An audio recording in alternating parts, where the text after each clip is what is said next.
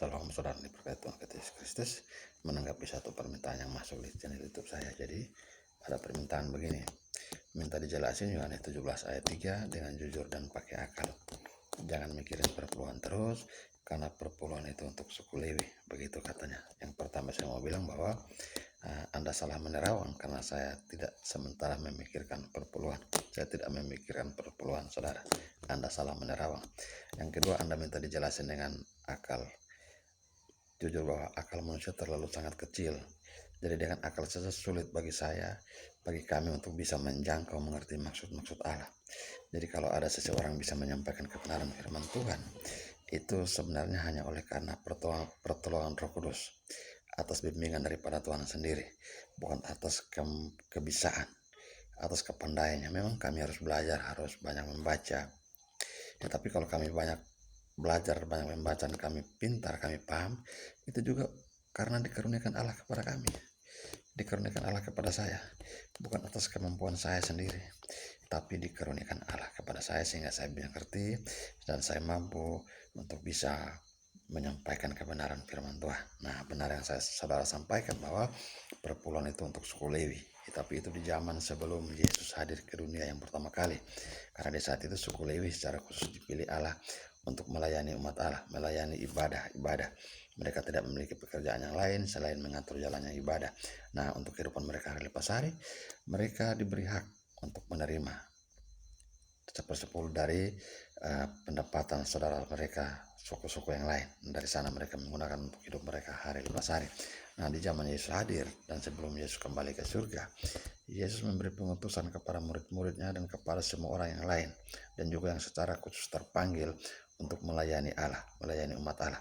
Nah, orang-orang ini yang secara khusus memberi diri mereka melayani Allah, pendeta-pendeta, hamba Tuhan, dan yang lain-lain yang bekerja di gereja. Dari mana mereka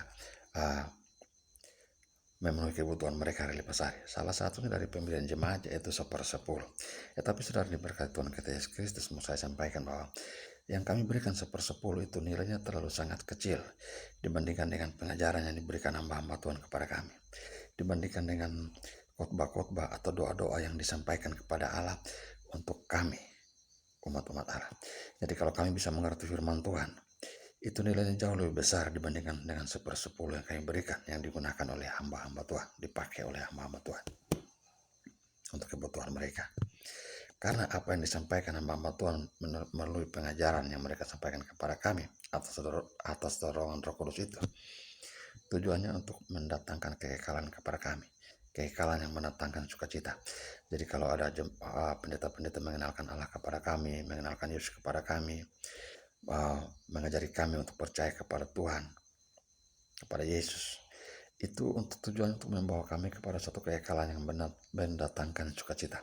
Nah, kekekalan itu yang dimaksudkan dengan Yesus saat Yesus berdoa kepada Allah, berdoa untuk murid-muridnya dalam Yohanes 17 ayat 3.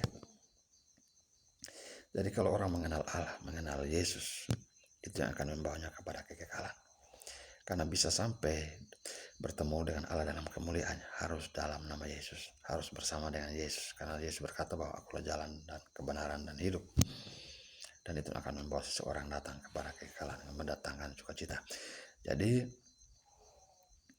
kalau andai kata ada yang mengajarkan kepada kami Allah, tetapi tidak mengajarkan kepada kami Allah dalam nama Yesus, tidak mengajarkan Yesus kepada kami, itu juga membawa kepada kekekalan, tapi bukan kekekalan yang mendatangkan sukacita, bukan kekekalan yang ada dalam Yohanes 17 ayat 3.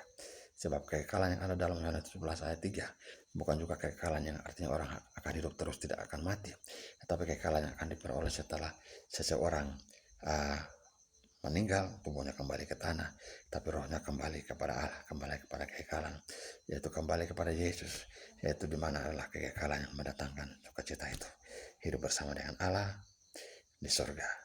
Dan itu bisa semua orang peroleh saat datang kepada Allah dalam nama Yesus, termasuk kepada Anda juga. Anda bisa memperolehnya dikala Anda datang kepada Allah, mengenal Allah dengan sungguh, mau mentaati apa yang Allah perintahkan, dan mau juga taat kepada firman Tuhan, yaitu Yesus Kristus sendiri. Salam, Tuhan Yesus memberkati.